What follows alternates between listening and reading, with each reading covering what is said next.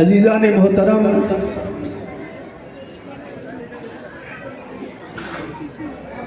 ہم اور آپ جس مجلس کے اندر حاضر ہیں، یہ ایسی بابرکت اور باعظمت مجلس ہے کہ اگر سچے دل سے خلوص کے ساتھ پروردگار عالم کی بارگاہ میں دعا کی جائے تو اللہ رب العزت اس مجلس پاک کی برکت سے مومن کی دعا اپنی بارگاہ میں قبول فرما لیتا ہے۔ سبحان اللہ، سبحان اللہ، سبحان اللہ۔ بس سچی نیت اور خلوص کی ضرورت ہے۔ میں نے جس آیت کریمہ کی تلاوت کا شرف حاصل کیا، اس کا مفہوم اور نچوڑ یہ ہے کہ ہم اور آپ کو جو کچھ ملا ہے وہ سب کے سب مدینے والے سرکار کا صدقہ ہے۔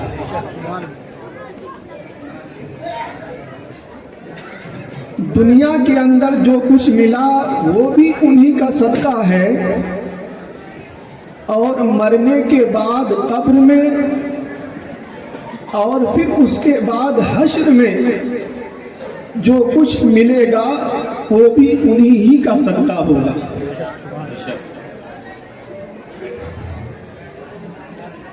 خیال ہے کہ اللہ کے پیارے حبیب سرور کائنات صلی اللہ علیہ وسلم نے کوئی ایسی چیز ہے ہی نہیں جسے سرکار نے اپنے دور حیات میں بیان نہ فرما دیا ہو۔ سبحان اللہ، سبحان اللہ۔ ایک ایک چیز کو اللہ کے پیارے پیغمبر سرور کائنات صلی اللہ علیہ وسلم نے اپنی حیات مبارکہ میں لوگوں کے سامنے بیان فرما دیا ہے۔ مشکات شریف کی بہت مشہور حدیث ہے، اور انما الاعمال بالنیات کے بعد سب سے پہلے اگر صاحب مشکات نے کسی حدیث کا تذکرہ کیا ہے تو وہ یہی ہے جو میں بیان کرنے جا رہا ہوں۔ اور یہ حدیث پاک ایسی ہے کہ ہر چیز کو مدینے والے سرکار نے اس کے اندر سمیٹ دیا ہے، ہر چیز کو۔ حضرت عمر بن خطاب رضی اللہ تعالی عنہ سے روایت ہے کہ ہم لوگ اللہ کے پیارے حبیب سرور کائنات صلی اللہ تعالی علیہ وسلم کی بارگاہ میں موجود تھے۔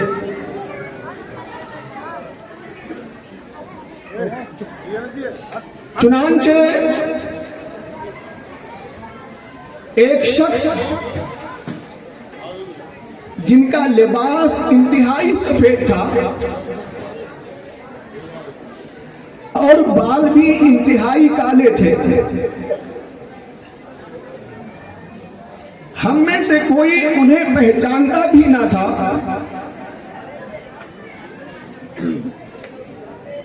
اور وہ اچانک ہم لوگوں کے درمیان نمودار ہوئے۔ حضرت عمر ابن خطاب رضی اللہ تعالی عنہ ارشاد فرماتے ہیں کہ وہ آئے اور کسی سے کوئی بات چیت نہ کی،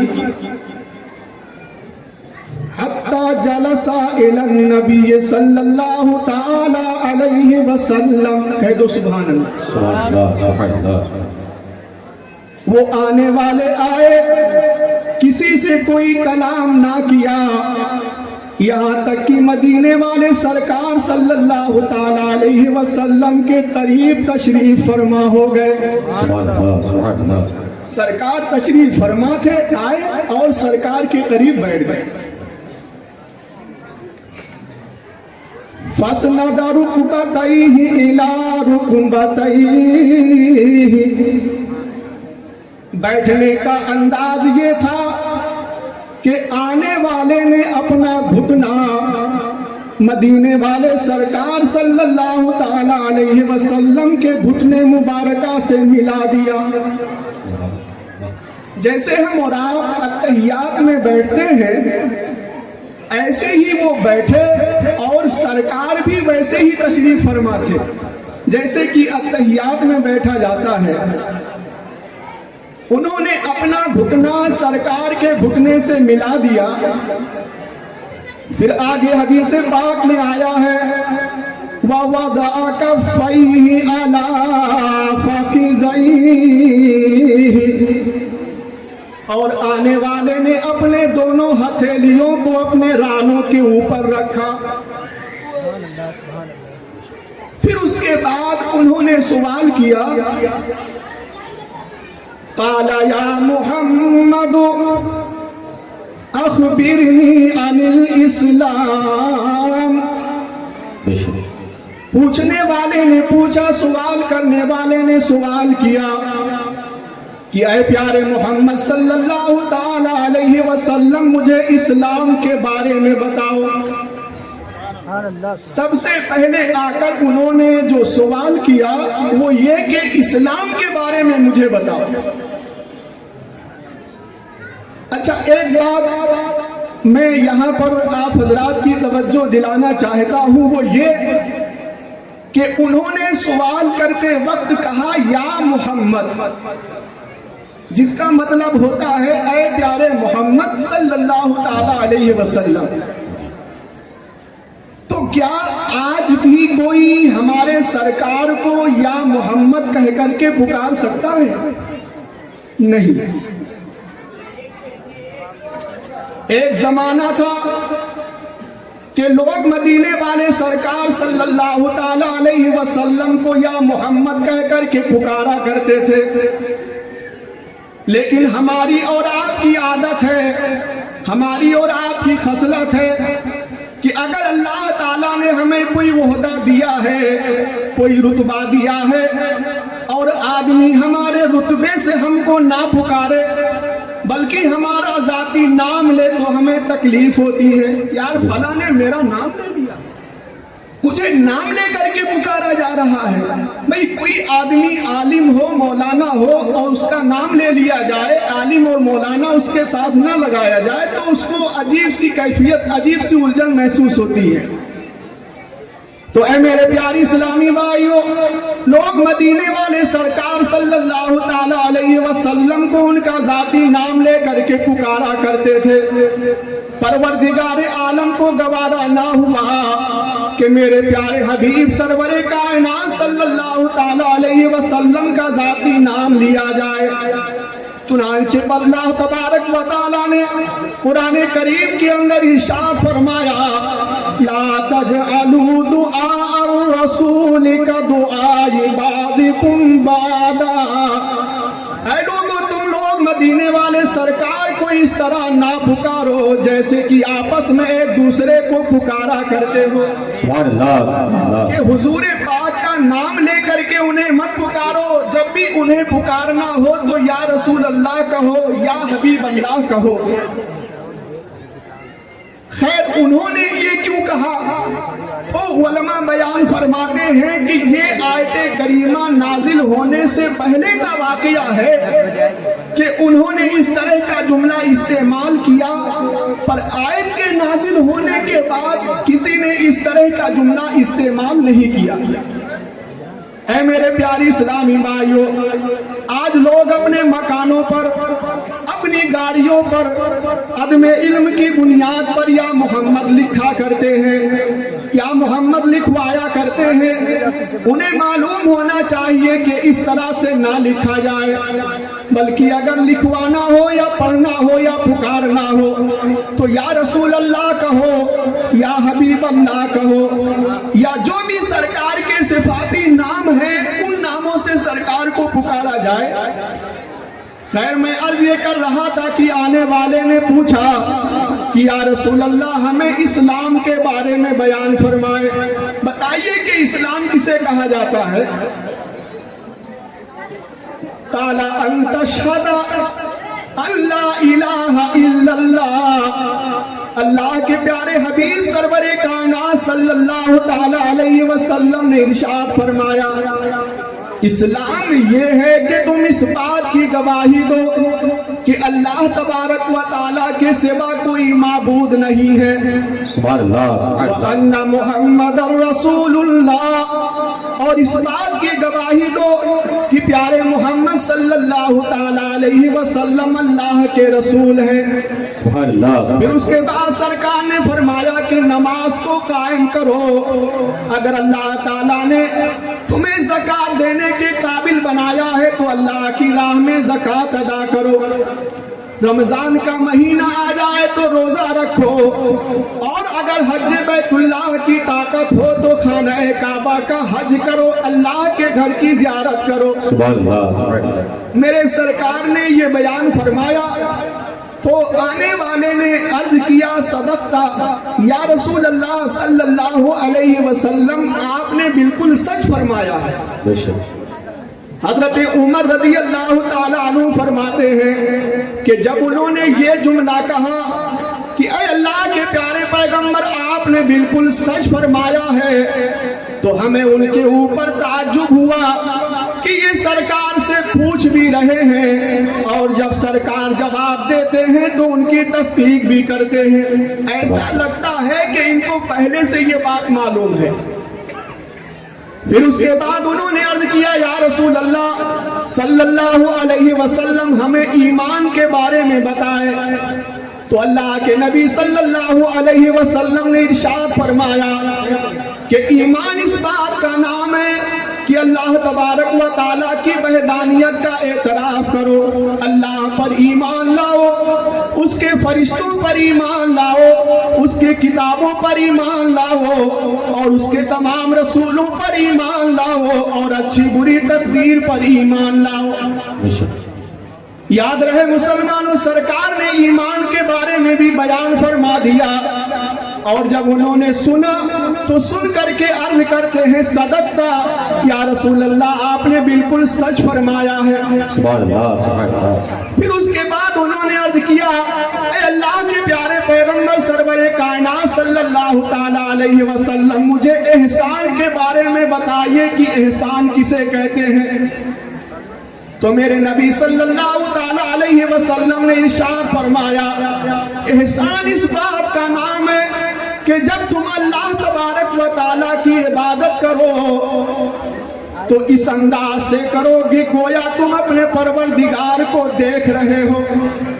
بے شک بھائیوں، پروردگار کو جہاں دیکھنے کی بات آئی ہے تو دنیا میں ایسے بندے گزرے ہیں جنہوں نے اللہ کے جلوے کا نظارہ کیا ہے۔ بے شک حضرت مولا علی رضی اللہ تعالیٰ عنہ ارشاد فرماتے ہیں کہ جب میں سجدے میں جاتا ہوں تو جب تک کہ اپنے پروردگار کا جلوہ نہیں دیکھ لیتا میں اپنے سر کو سجدے سے نہیں اٹھاتا ہوں۔ سبحان اللہ سبحان اللہ اور حضرت امام اعظم ابو حنیفہ رضی اللہ تعالیٰ عنہ نے تو کئی بار خواب میں دیدار کیا ہے۔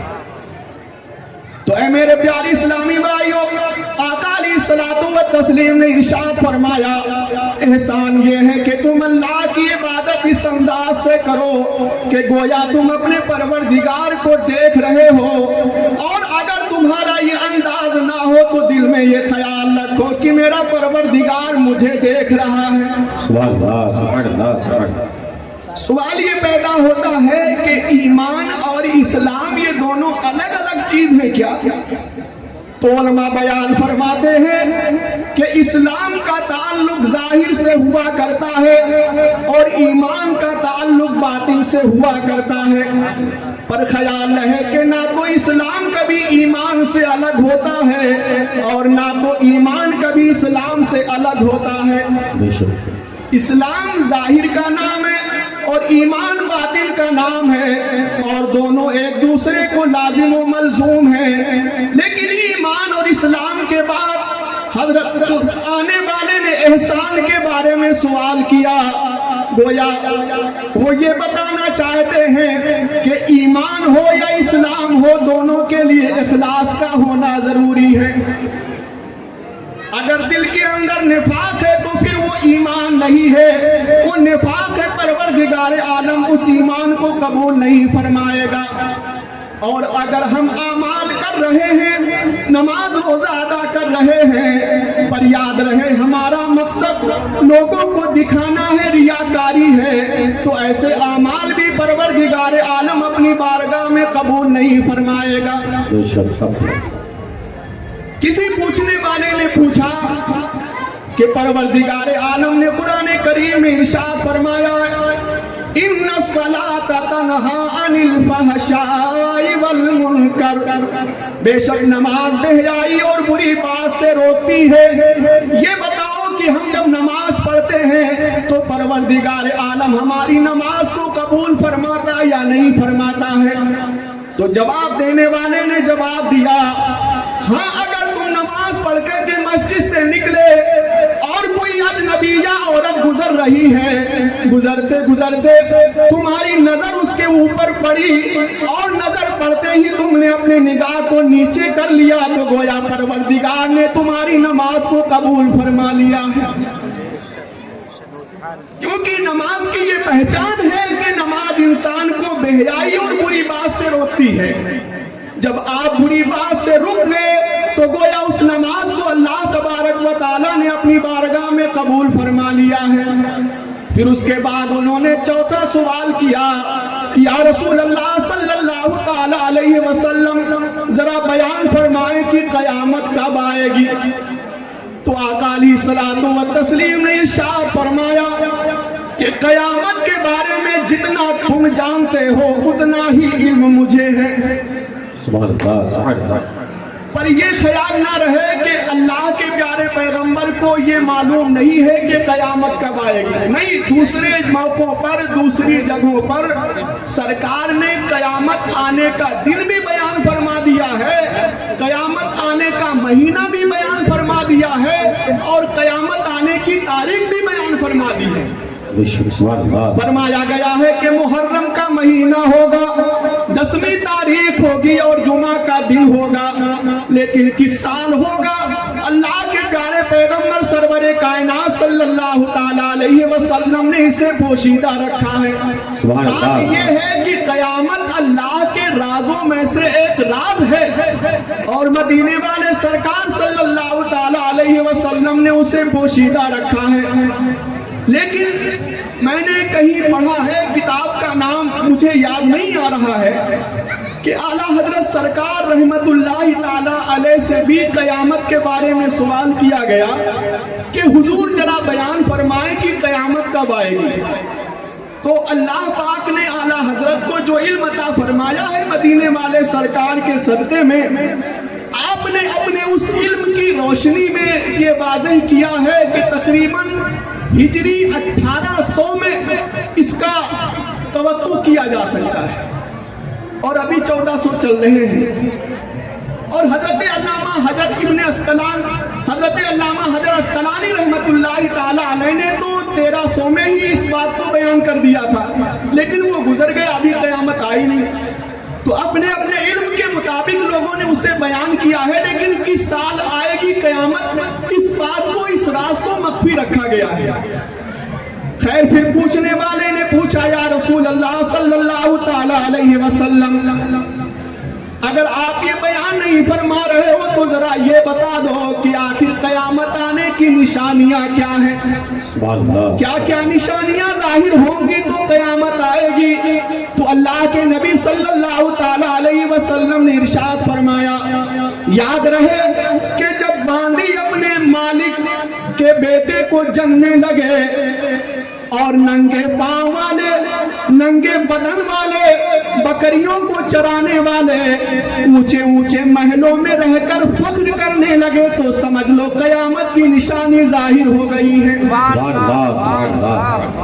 یہ سارے حالات، یہ سارے معاملات جب پیدا ہونے لگے تو سمجھ لو کہ قیامت قریب ہے، یہ قیامت کی نشانی ہے۔ حضرت عمر بن خطاب رضی اللہ تعالیٰ عنہ فرماتے ہیں کہ پھر انہوں نے عرض کیا یا رسول اللہ صلی اللہ تعالیٰ علیہ وسلم آپ نے سچ فرمایا، اور یہ کہہ کر وہ چلے گئے۔ اللہ کے نبی صلی اللہ تعالیٰ علیہ وسلم نے ارشاد فرمایا اے عمر کیا تمہیں معلوم ہے کہ یہ آنے والے کون تھے؟ حضرت عمر رضی اللہ تعالیٰ عنہ عرض کرتے ہیں اللہ و رسولہ عالم، اور اللہ اور اس کے پیارے رسول زیادہ بہتر جانتے ہیں۔ تو اللہ کے نبی صلی اللہ تعالیٰ علیہ وسلم نے ارشاد فرمایا اے عمر یاد رکھو یہ سید الملائکہ حضرت جبریل امی تھے جو تم کو تمہارا دین سکھانے آئے تھے۔ سبحان اللہ سبحان اللہ۔ کہ حضور علیہ الصلوۃ والتسلیم کی بارگاہ میں دین کے بارے میں کیسے پوچھا جائے، دین کے بارے میں کیسے سوال کیا جائے، حضرت جبریل امی آ کر کے تمہیں سکھا رہے تھے اور بتا رہے تھے۔ اور یہ بھی کہ مدینے والے سرکار صلی اللہ تعالیٰ علیہ وسلم کے بارگاہ کا ادب کیا ہے، سبحان اللہ۔ انہوں نے بیٹھنے کا طریقہ بھی سکھا دیا، بیٹھنے کا سلیقہ بھی بتا دیا کہ میری بارگاہ میں کیسے بیٹھا جائے گا۔ اے میرے پیارے اسلامی بھائیوں، یاد رہے کہ پروردگار عالم نے جو کچھ ہمیں عطا فرمایا ہے وہ مدینے والے سرکار کا صدقہ ہے۔ نعرے رسالت، علماء اہل سنت، حضرت علامہ انوار حسین سبحانی صاحب قبلہ، حضرت علامہ انوار حسین سبحانی صاحب قبلہ، علماء اہل سنت، جشن دستار بندی، نعرے تکبیر، نعرے رسالت۔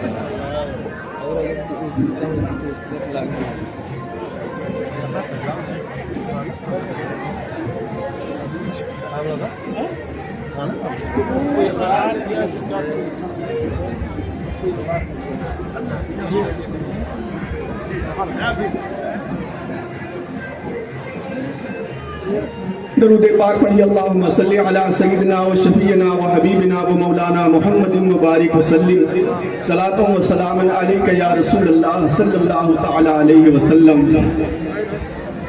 تو میں عرض یہ کر رہا تھا کہ اللہ تبارک و تعالیٰ نے جو کچھ ہمیں عطا فرمایا ہے وہ سب کے سب مدینے والے سرکار کا صدقہ ہے۔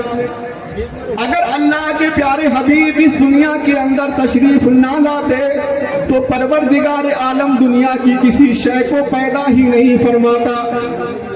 یاد رہے مسلمانوں کہ میرے پیارے حبیب سرور کائنات صلی اللہ تعالیٰ علیہ وسلم کو اللہ تعالیٰ نے پوری کائنات کا مالک و مختار بنا کر کے بھیجا ہے، اور سرکار ایسے مالک و مختار ہیں، پروردگار عالم نے ان کو اتنی طاقت و قوت عطا فرمائی ہے کہ جس کو چاہیں قرآن کے حکم سے مستثنا فرما دیں۔ اتنا پاور میرے سرکار کو اللہ تعالیٰ نے عطا فرمایا ہے۔ یاد رہے مسلمانوں، میرے نبی صلی اللہ تعالیٰ علیہ وسلم نے ایک شخص سے گھوڑا خریدا، خرید و فروخت کے سارے معاملات طے ہو گئے، لیکن جب 3 دن کا عرصہ گزر گیا تو سامنے والے نے انکار کر دیا اور کہنے لگا اگر میں نے اپنا گھوڑا آپ کے ہاتھ بیچا ہے تو کوئی گواہ لے کر کے آؤ۔ اور آپ گواہ میں کس کو لے کر کے آؤ گے؟ اس لیے کہ جس وقت ہمارے اور آپ کے بیچ خرید و فروخت ہوئی تھی کوئی تیسرا موجود نہ تھا۔ جب اس کے اور سرکار کے درمیان یہ باتیں ہو رہی تھی تو کچھ لوگ اور آ کر کے جمع ہو گئے۔ حدیث پاک میں آیا ہے کہ اسی راستے سے رسول اللہ صلی اللہ تعالیٰ علیہ وسلم کے پیارے دیوانے حضرت خزیمہ رضی اللہ تعالیٰ عنہ کا گزر ہوتا ہے۔ انہوں نے سرکار کو دیکھا، بڑھ کے سلام کیا، عرض کرتے ہیں اے پیارے آقا پاک کیا ہے یہ مجمع کیوں کر لگا ہوا ہے؟ تو سرکار علیہ السلام نے ارشاد فرمایا کہ اس لیے اپنا گھوڑا 3 دن ہو گئے میرے ہاتھ بیچا تھا اور آج کہہ رہا ہے میں نے نہیں بیچا ہے، اور اگر بیچا ہوں تو کوئی گواہ لے کر کے آؤ۔ کوئی تیسرا موجود نہ تھا، میں گواہی میں کس کو لے کر کے آؤں؟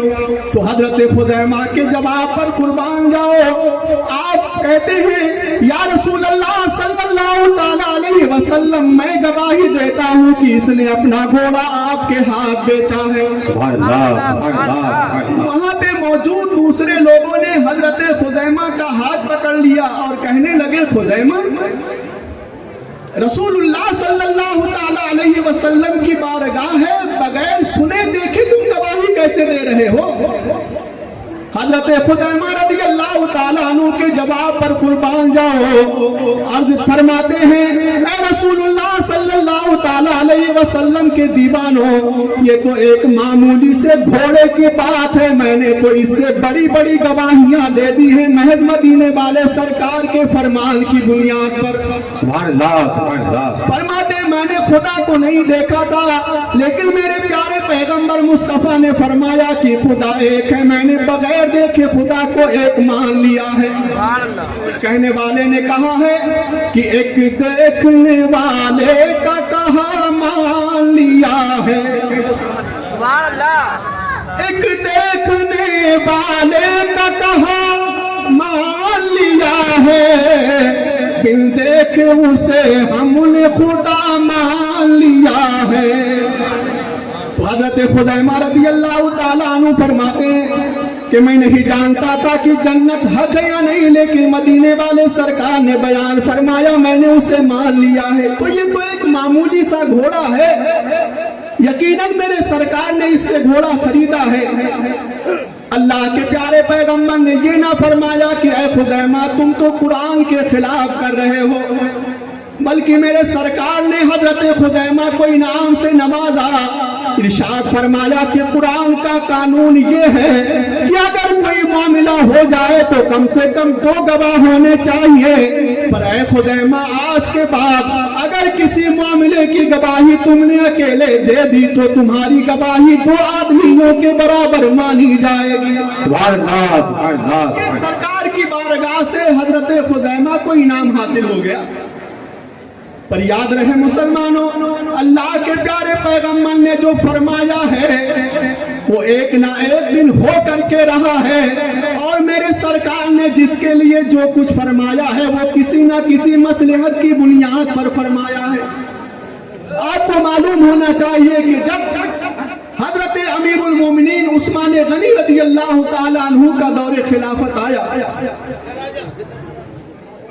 تو حضرت حذیفہ بن یمان رضی اللہ تعالیٰ عنہ حضرت عثمان غنی رضی اللہ تعالیٰ عنہ کی بارگاہ میں حاضر ہوتے ہیں اور کہتے ہیں اے امیر المومنین، میں نے بلاد عرب کا دورہ کیا ہے، میں نے مصر، عراق، یمن وغیرہ کا دورہ کیا ہے، میں نے دیکھا ہے کہ لوگ کہیں کہیں حتیٰ کی جگہ پر عطا پڑھتے ہیں، کہیں ایسا نہ ہو کہ قرآن کے اندر فساد واقع ہو جائے، الفاظ کی بنیاد پر کہیں ایسا نہ ہو کہ معنی میں تبدیلی واقع ہو جائے۔